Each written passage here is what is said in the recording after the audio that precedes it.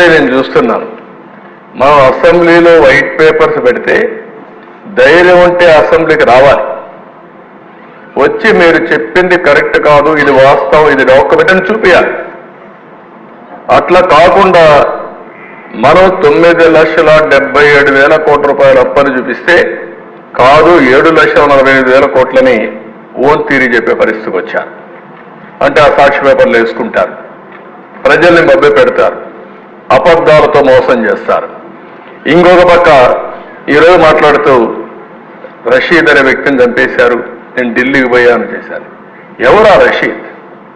చంపిన వాడెవరు, చచ్చిన వారెవరు, ఏ పార్టీ వాళ్ళని అడుగుతున్నా. ఒకప్పుడు మొన్నటి వరకు మీ పార్టీ అవునా కాదా? ఓకే, అది అయ్యింది. 36 మంది చనిపోయారు, గవర్నర్ దగ్గరికి వెళ్ళావు.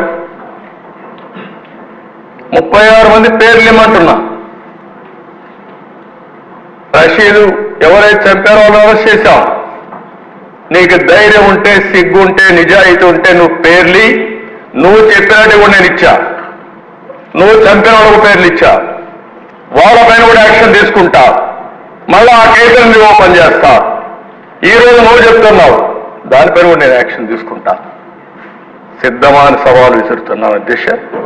మాయ మాటలు మాట్లాడద్దు, దొంగ ఏడుపులొద్దు, నంగి మాటలొద్దు. బాబాయిని చంపేసే ఇప్పటి కూడా ఊకిల్డ్ బాబాయి తెలియదు. చెప్పాల్సిన బాధ్యత లేదా? మాకు తెలియజేయాల్సిన బాధ్యత లేదా? దోషుల్ని నిలబెట్టాల్సిన బాధ్యత లేదా అని అడుగుతున్నారు అధ్యక్ష. మిమ్మల్ని ఎవరన్నా ఉన్నారు, ఆ విషయాలన్నీ కూడా పెడతాను.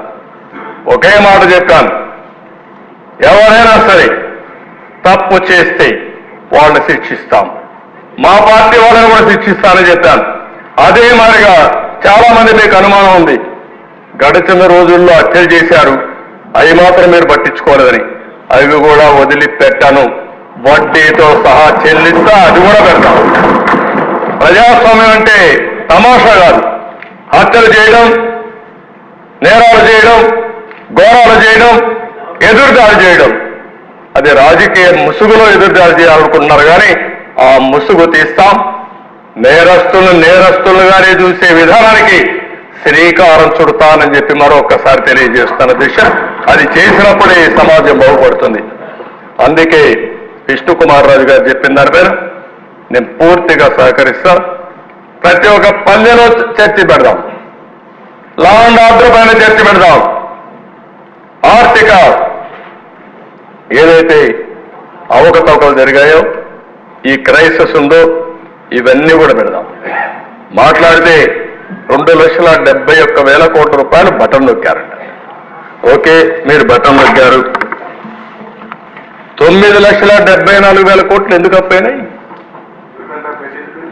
మీరు నొక్కింది 2,71,000 కోట్లు మీరే చెప్తున్నారు.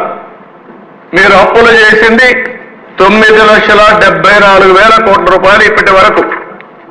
నేను లెక్కలు మొత్తం ఇస్తున్నా, ఇంకా ఉన్నాయి, అవి కూడా తీసుకొచ్చి ఇస్తాం. 50 కోట్లు కూడా అత్యంతలు, కోర్టులో కూడా కంటెంప్ట్ కోర్టులు వేసి జైలు పంపించే పరిస్థితికి వచ్చారంటే దీనికి సమాధానం చెప్పాలన్నా లేదని అడుగుతున్నా. ఈరోజు ఒక విషయం చెప్పాలని దిశ కొండవాడు కూడా, ఇది నేను చేసిన అభూత కల్పన. ఇది ఎవరు చెప్పారు ఈ మాట? మద్యపాన నిషేధం అని చెప్పారా లేదా? మీరు చెప్పి ఏం చేశారు?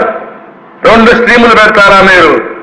ARET, additional retail excise revenue, 14,275 కోట్లు ఇప్పటిగా ఆ స్ట్రీమ్లో వెళ్ళాయి.